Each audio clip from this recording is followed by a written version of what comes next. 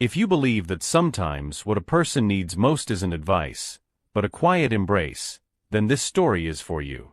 We bring you moments that speak louder than words, moments where empathy changes everything. Today's story begins with a child who never lets anyone get too close, and a woman who doesn't flinch when he needs someone most.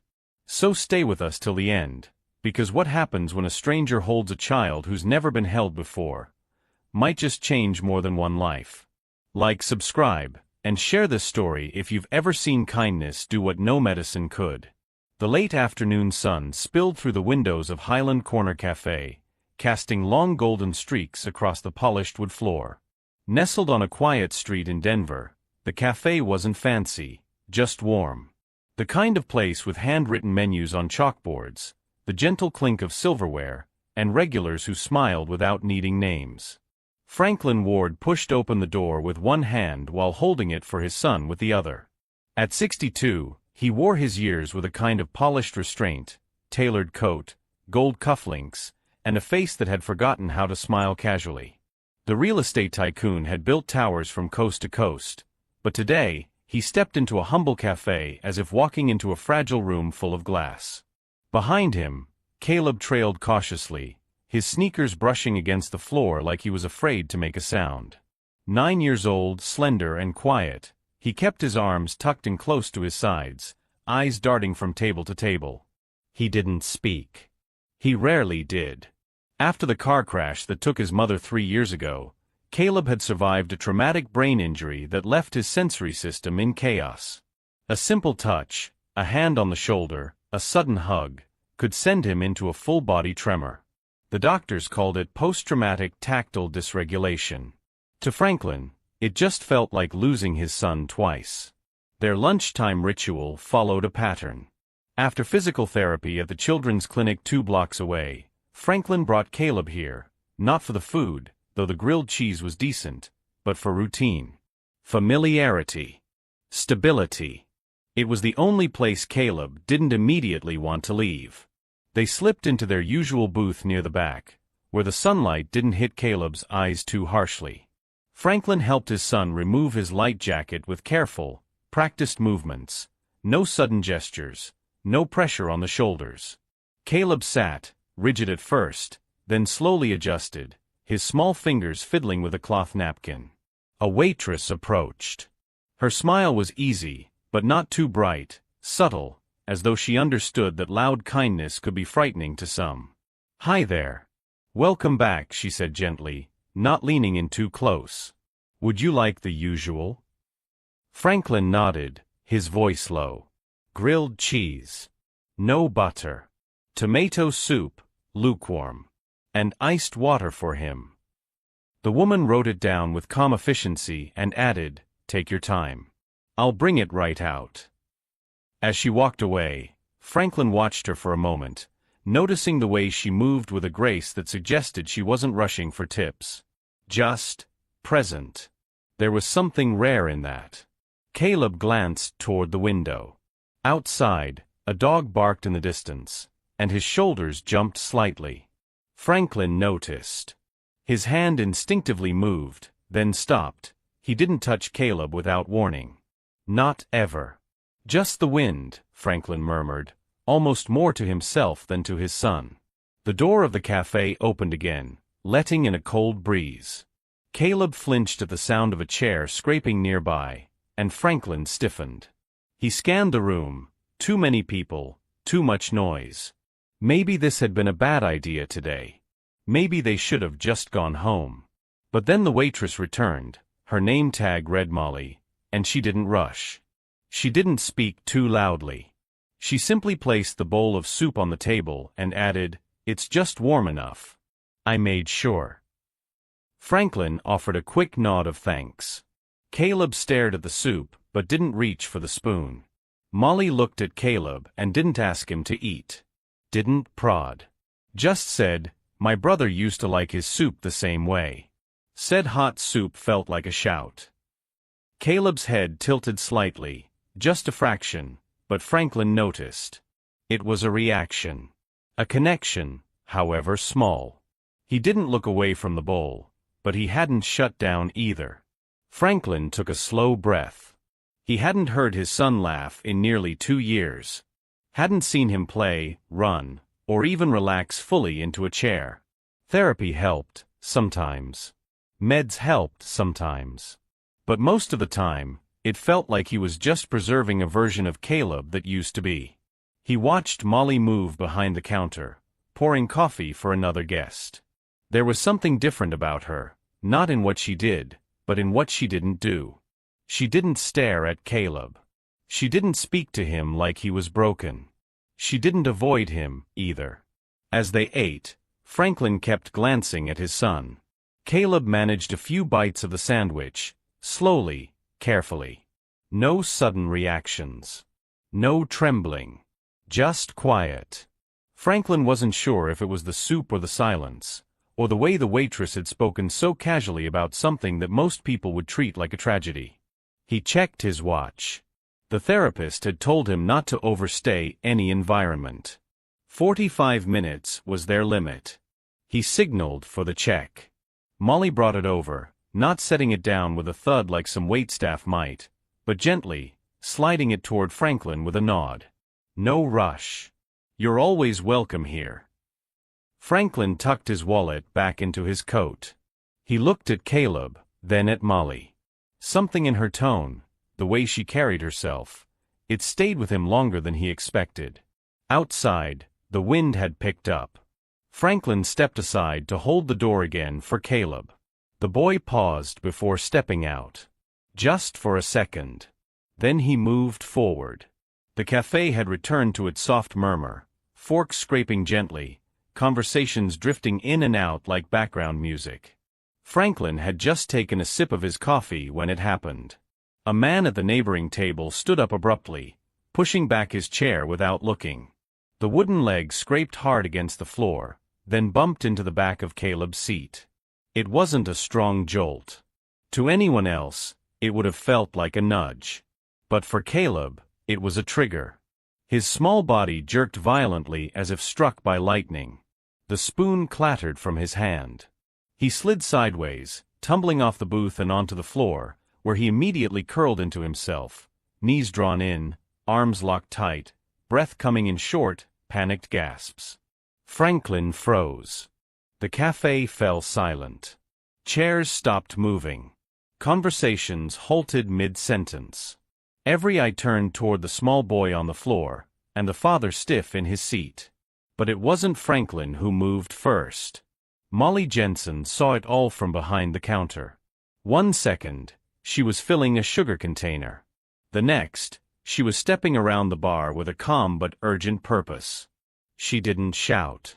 Didn't call out for help. She just moved. She dropped to her knees beside Caleb, not touching him yet.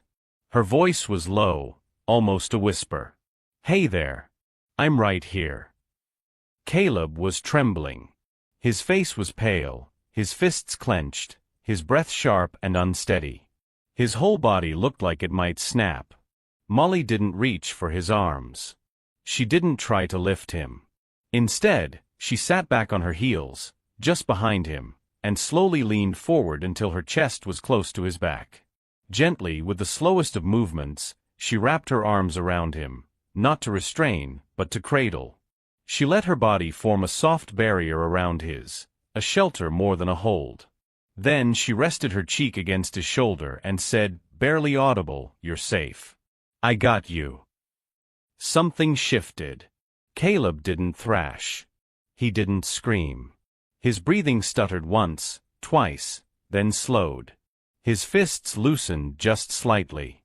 His head tipped forward, his forehead brushing her arm.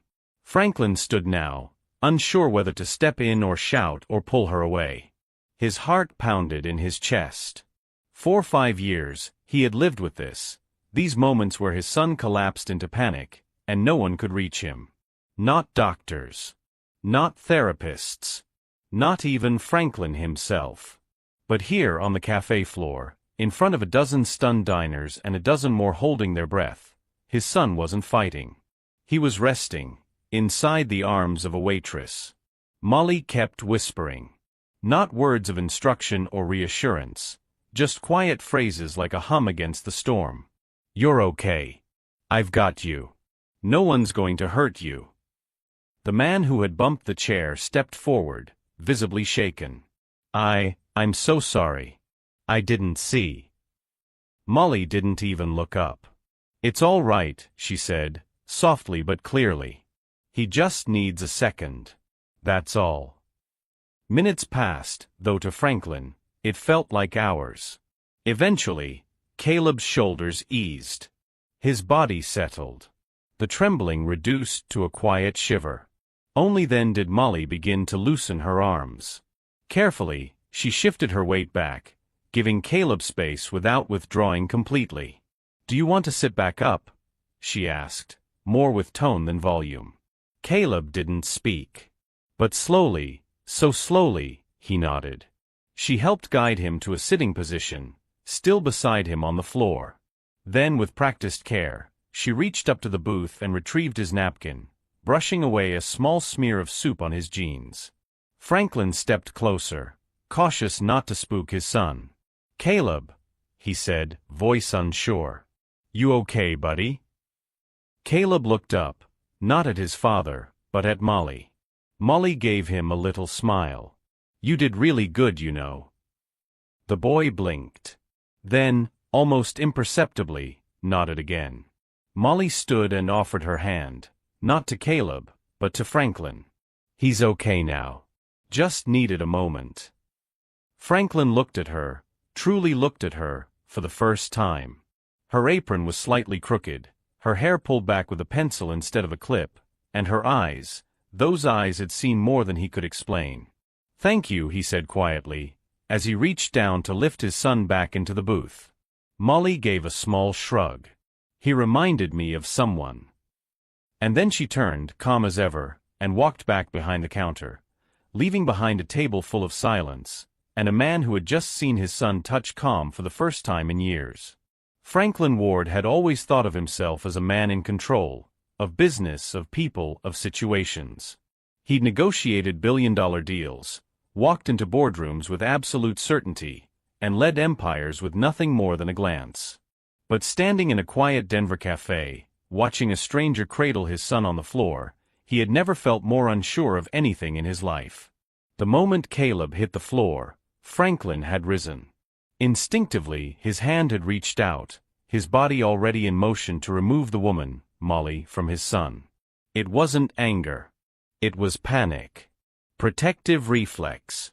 For 5 years, he'd learned that any sudden touch, any attempt to console Caleb physically, could result in seizures, screaming, or sheer terror. And now, this waitress, this woman he didn't know, was wrapping her arms around his boy like it was the most natural thing in the world. Franklin had taken 2 steps toward them when he stopped. Caleb hadn't screamed. He hadn't recoiled. He hadn't seized.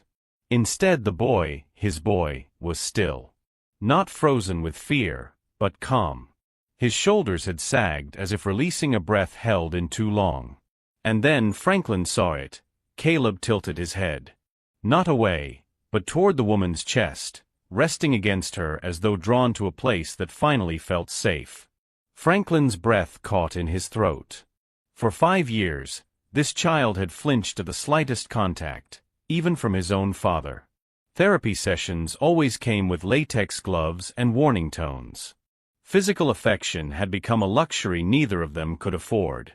Caleb hadn't been hugged since he was 4 years old.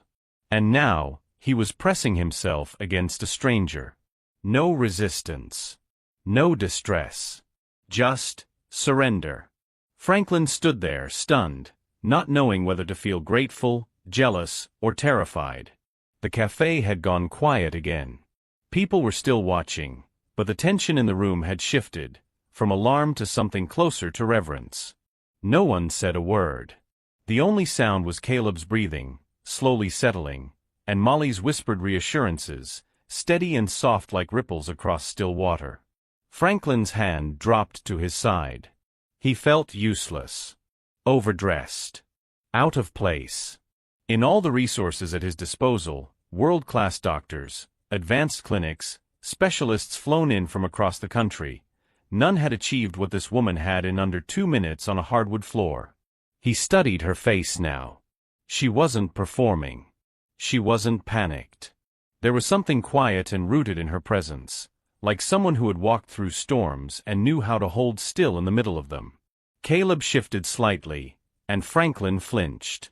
But instead of recoiling, the boy burrowed in closer, nestling his head just beneath Molly's chin.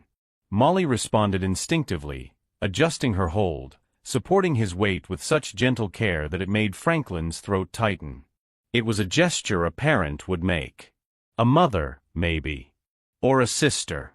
Something about it pierced him. He felt like a trespasser watching his own son experience something he'd never been able to give him, not because he didn't want to, but because he didn't know how. His mind flashed back to the hospital, the beeping monitors, the long nights in that sterile room. Caleb hooked up to machines, still breathing but unresponsive. The neurologist's cold tone. It's unclear how much sensory distortion will persist. You'll have to monitor every interaction. And monitor, he did. Every touch, every word, every light bulb too bright, every fabric too rough. Franklin had turned their home into a controlled environment, believing that was love, control, safety, order. But maybe love wasn't control.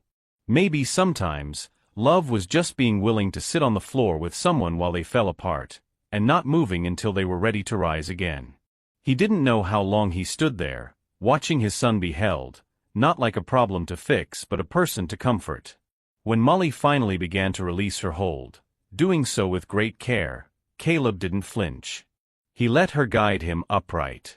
His face was red, but calm. His hands, though still slightly trembling, were open now. Franklin stepped forward again, slower this time. His voice, when it came, was quieter than he expected. Caleb. His son turned to him. Not fully, but enough to make eye contact. It was the first time in a long time Franklin had seen his son look at someone without fear. The look didn't last long, but it was there. And Franklin knew then, whatever had just happened mattered. He looked down at Molly. "What did you do?" he asked, not accusingly, but with genuine awe. She met his gaze, eyes steady. "I didn't do anything special. I just didn't back away." Franklin swallowed, unable to reply. There were moments in life where everything shifts, not with fireworks or grand gestures, but with silence, with presence, with stillness. This was one of them. The hum of conversation had slowly returned to the cafe. Dishes clinked again, and the low hum of jazz resumed from the speaker in the corner, as if nothing extraordinary had happened. But something had happened. Everyone in the room had felt it. They'd witnessed something deeply human, something that pulled at the edges of quiet truths no one says out loud. Molly Jensen returned behind the counter, wiping her hands on a towel that was more habit than necessity. Her heart was still beating fast, not out of fear, but out of something more tender and sharp. She could still feel the weight of the boy in her arms. Caleb. She didn't even know his name until moments earlier, but somehow, in those brief seconds on the floor, she'd known exactly what he needed. She was about to return to filling water glasses when she heard her name, low and sharp. "Molly. Office. Now." The voice belonged to Kent, the restaurant manager. Late 40s, chronically stressed, always smelling faintly of cologne and burnt coffee. He didn't wait for her to respond, just turned and walked toward the back hallway. Molly took a breath and followed. The office was small, barely more than a supply closet with a filing cabinet and a desk that had seen better days. Kent closed the door behind them, arms crossed tightly over his chest. He didn't sit down. "What the hell was that out there?" he asked, his voice a half-whisper laced with frustration. Molly didn't respond right away. She stood near the wall, posture calm but unyielding. Kent continued. "You physically embraced a customer's child. Do you understand how serious that is? We could be sued, Molly. This is not a daycare. You don't just touch kids." She blinked slowly. He was on the floor. He couldn't breathe. That's not the point. The point is liability. Do you realize what kind of legal trouble that puts us in? Especially if something had gone wrong. She exhaled, not out of irritation, but to steady herself. But nothing went wrong. That doesn't matter. Molly looked him square in the eyes now. He was having a sensory panic. He didn't need a policy. He needed someone not to leave him alone. Kent's jaw clenched. Molly, this isn't personal. I'm just saying, there are rules. You don't touch guests, especially children. It doesn't matter how good your intentions were. You can't make that call. Her voice didn't rise. It didn't need to. Then let them sue me for not letting a child suffer alone. Silence filled the space between them. Not empty, but charged, like two opposing currents colliding beneath the surface. Kent ran a hand through his thinning hair. You think I don't get it? I know you've been through stuff. I know about your brother. But this isn't about you. It's about the restaurant. About protocol. Molly's jaw tightened at the mention of her brother, but she kept her tone steady. I didn't act because of my past. I acted because a child needed help, and no one else moved. He sighed, clearly torn between frustration and reluctant understanding. Look, I'm not saying you're fired. But I have to put a note in your file. And if anything like this happens again. I understand, she said simply. He paused, studying her expression.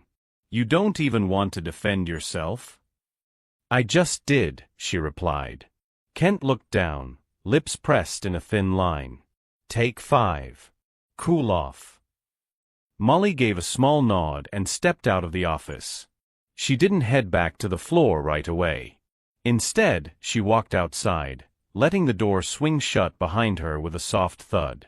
The late afternoon air had cooled. A soft breeze moved through the sidewalk trees, rustling their leaves like distant applause. She leaned against the brick wall, arms folded, her apron still slightly stained from Caleb's soup. She didn't regret what she'd done. Not for a second. The image of Caleb's face as he leaned into her, vulnerable, trusting, open, was still vivid in her mind.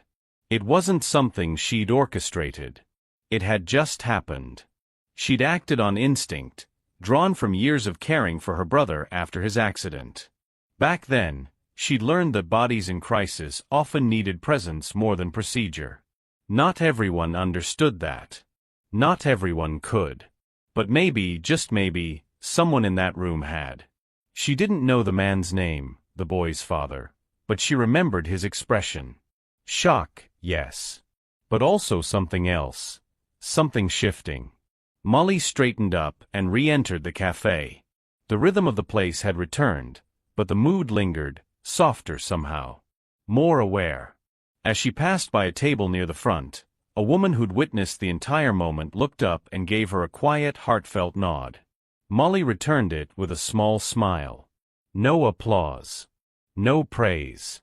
No reward. Just a moment she'd stepped into, because no one else had. The afternoon crowd had thinned out, and the buzz of the cafe was beginning to mellow into its late-day lull. Molly had returned to the rhythm of work, refilling glasses, clearing plates, answering polite, detached thank yous. But her mind was still with the boy from earlier. Caleb. She had seen kids melt down before. She had seen grown adults freeze when faced with it. But there was something different about Caleb.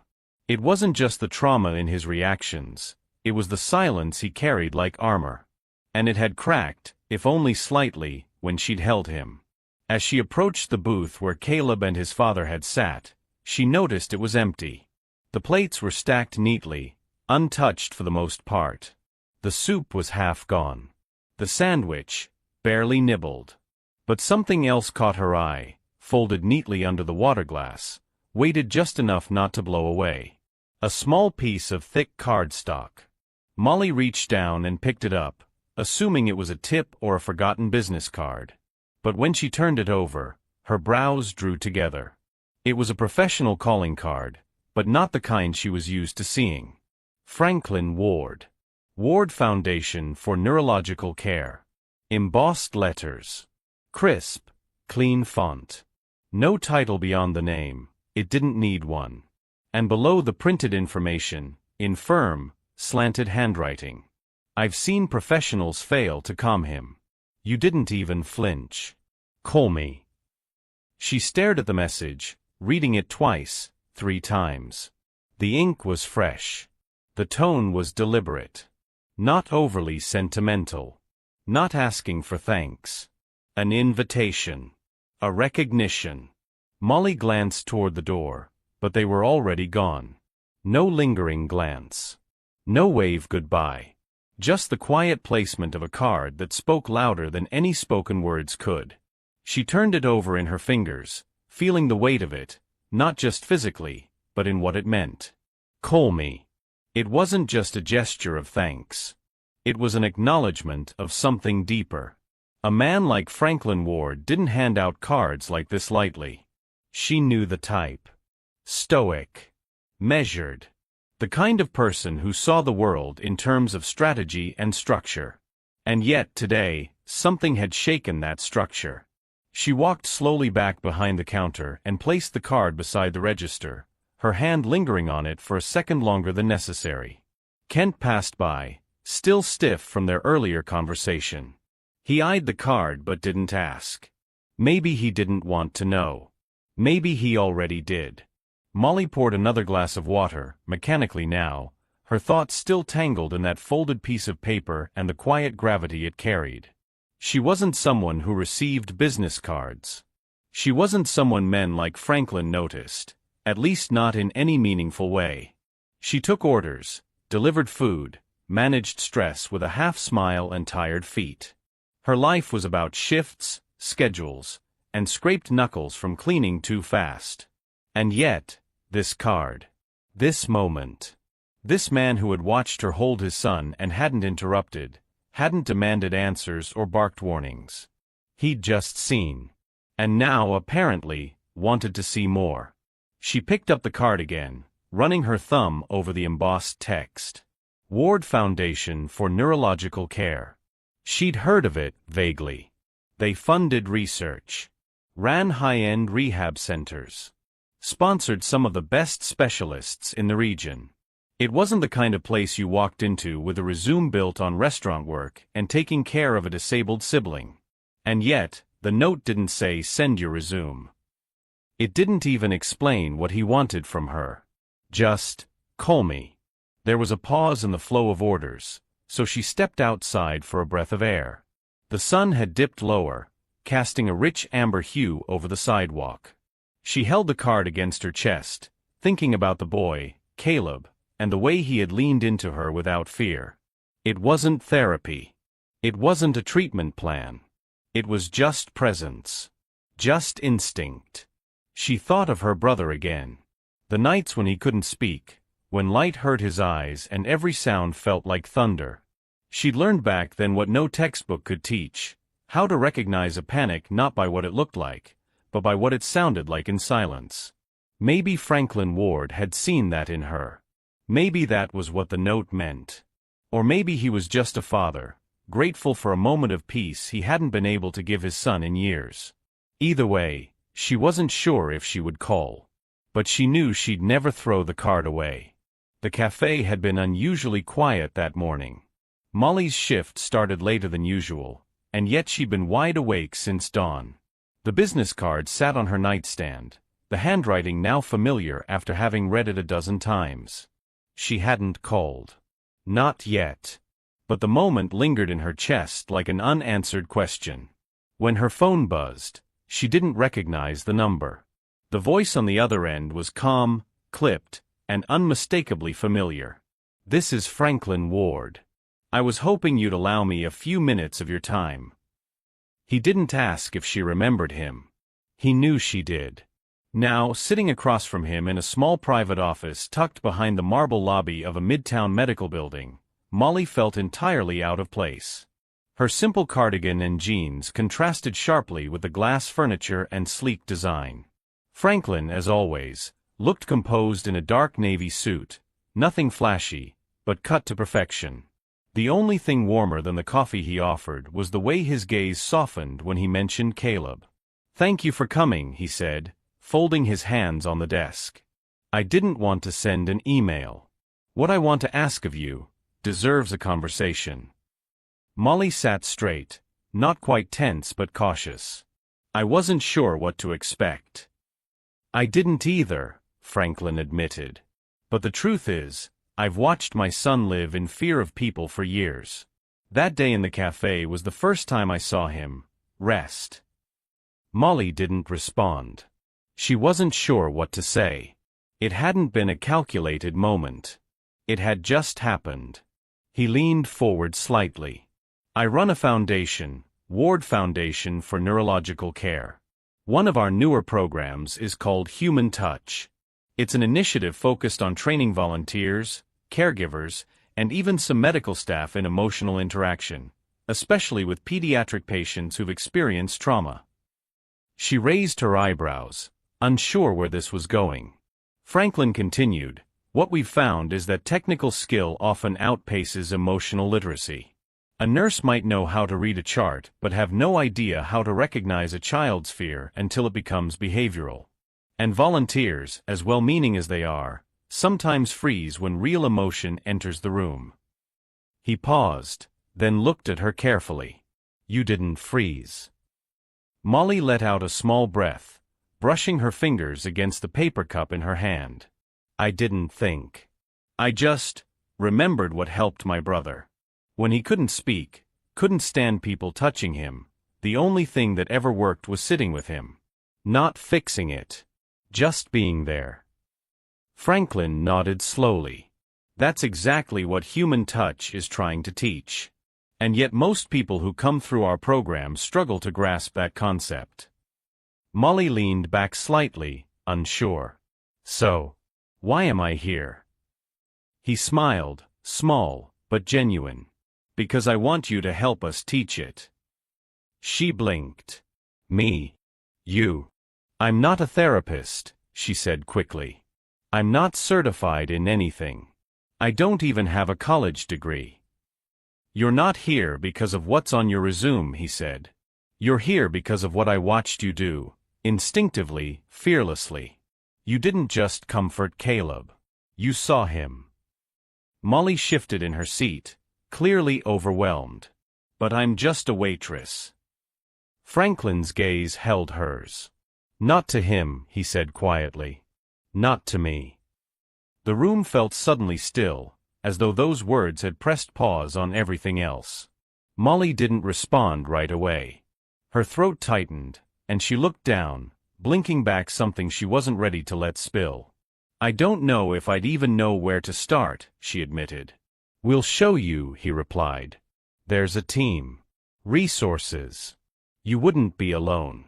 But what you bring, the presence, the intuition, you can't train that into someone.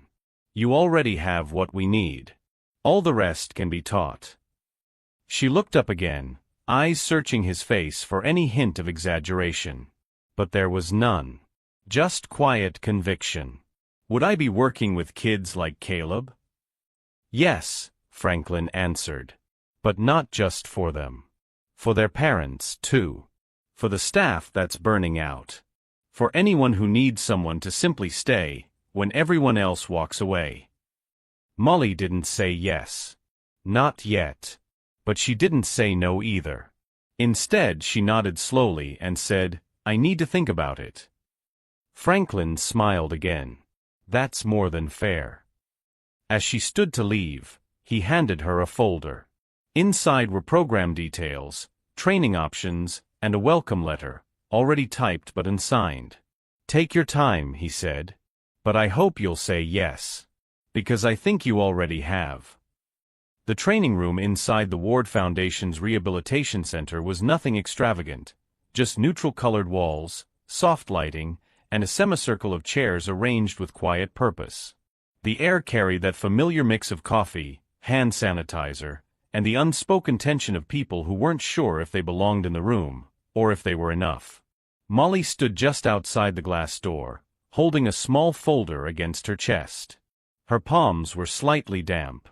It had only been 2 weeks since she'd last seen Franklin, but everything felt different now. Not because of a title or a job, but because, for the first time in years, she was walking into something that had meaning before it had form. Inside, about a dozen volunteers were chatting quietly, flipping through introductory materials. Nurses, hospital aides, and a few college students training to become pediatric therapists. They weren't here to learn technical procedures. They were here for something harder to define: presence, empathy, emotional grounding. Franklin stood near the front of the room, speaking in a low, even voice to one of the staff coordinators. His suit was crisp, as always, but he looked more relaxed today. Still deliberate, but lighter somehow. Like something unspoken had lifted. And beside him, holding a small sensory toy in one hand and scanning the room with wide, alert eyes, was Caleb.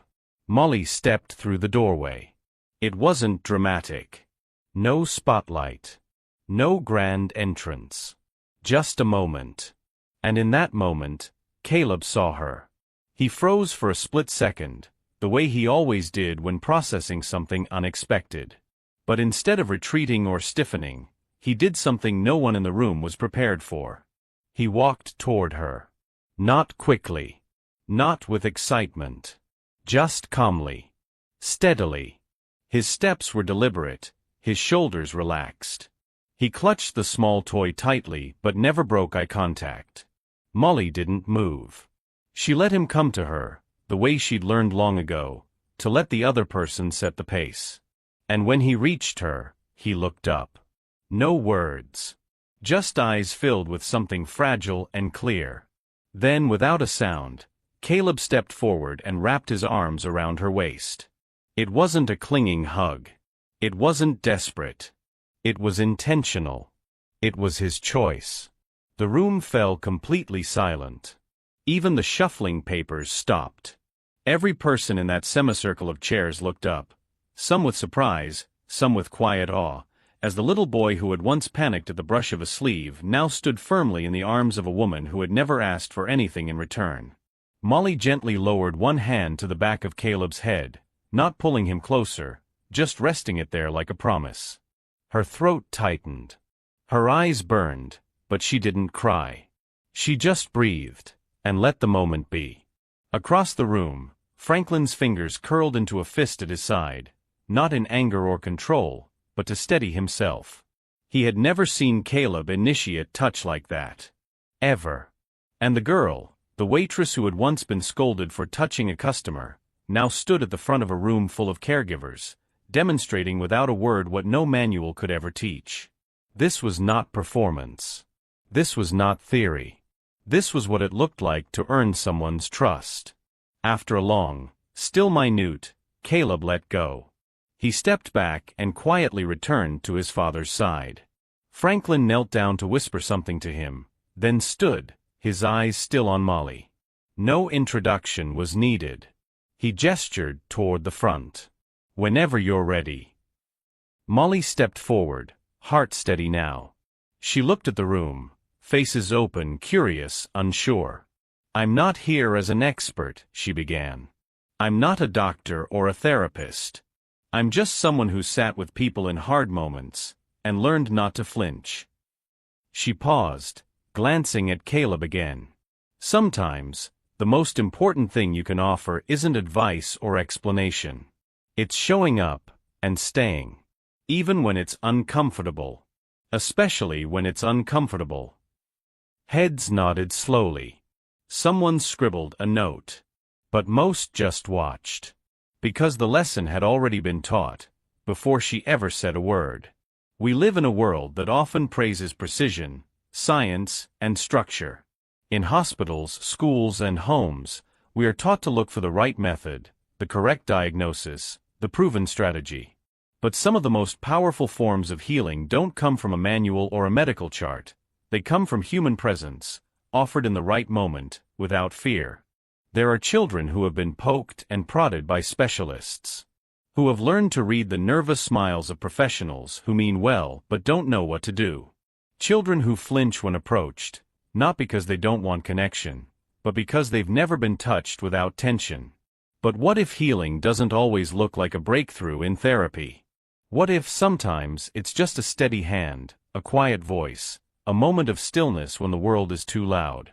When Molly Jensen knelt beside a frightened boy on a cafe floor, she wasn't thinking about protocols or risks. She wasn't calculating outcomes. She saw a child who was unraveling, and she stayed. Not because she was trained to, not because she was told to, but because something in her recognized the moment. She understood that the deepest kind of care isn't always professional, it's personal. In that single decision, to stay close, to offer touch when others pulled back, she gave that child more than comfort. She gave him dignity. She showed him that his fear didn't make him untouchable, that his silence didn't make him invisible. And maybe that's the lesson. Maybe what we need more than experts are people who don't flinch. People who don't need to fix you to be with you. People who can sit with your trembling, your silence, your overwhelm, and not run. There are forms of trauma that medicine can't treat. Moments that no textbook can explain. In those moments, healing often starts with the one thing no degree can guarantee: compassion shown in real time. A hand that doesn't hesitate. A voice that says, "You're safe. I'm here." A presence that doesn't ask you to stop being scared before it will come close. This kind of healing may not be measurable in scans or test results, but it is no less real. It builds trust where there was none. It reintroduces a sense of safety to a nervous system that has forgotten what calm feels like. It reminds a child that they are more than their diagnosis, their file, or the limitations people place on them. What Molly offered wasn't revolutionary in technique, but it was radical in courage. She chose to step toward pain when most people freeze. She chose to be still, not because she had the answers, but because she believed that her presence was enough. And for Caleb, it was. He didn't need more medication. He didn't need another label. He needed someone who didn't see him as a problem to solve, but as a person to honor. So many children live inside walls built not by their own hands, but by the reactions of the world around them. When people back away, speak over them, or avoid their struggles, those walls grow taller. But when someone dares to kneel instead of retreat, to touch gently instead of analyze, to say you're safe without demanding proof, they begin to chip away at those walls, brick by brick. This story reminds us that healing is not reserved for hospitals or therapy rooms. Healing can begin in a cafe, on a floor, in a stranger's arms. And the people who facilitate that healing might not wear lab coats. They might wear aprons, or carry grocery bags, or be strangers on a park bench. What matters isn't the title. What matters is the moment, and the choice to show up for it. Because at the end of the day, some children don't need more experts. They need fewer people who are afraid of them. They need fewer people who see their meltdowns as inconveniences or their silence as a void. They need more people who will stay close without needing to be right. Who will sit in the storm with them. Who will say with their presence, "You are not alone in this." That is where healing begins. Not always with a cure, but with courage. Not always with treatment, but with tenderness. And not always with knowledge, but with kindness, timed just right. In a world where too many see labels before faces, and behaviors before stories, it's easy to reduce a child to a diagnosis, to forget that behind the flinches, the silences, and the guarded eyes, there's a human being longing to be seen. But Molly didn't ask for a history. She didn't search for symptoms. She didn't hesitate because the moment didn't fit into policy or protocol. She simply saw a little boy. Not a disruption. Not a disorder. Not a liability. Just a child, frightened, overwhelmed, and in need of something far more powerful than treatment: connection. She didn't wait for permission. She didn't reach for instruction. She reached for him. And in doing so, she reminded us all of something deeply human. She didn't hold him because he needed help. She held him because she saw a child, not a case. If you've ever seen someone breaking down, and watched the whole room freeze. If you've ever wished anyone, would step forward with open arms instead of guarded distance, then let this story be a reminder. The first hug doesn't come from training. It comes from courage. Have you ever witnessed someone brave enough to hold another, without fear of being pushed away? And share this story if you believe that sometimes the most powerful thing we can offer is simply showing up.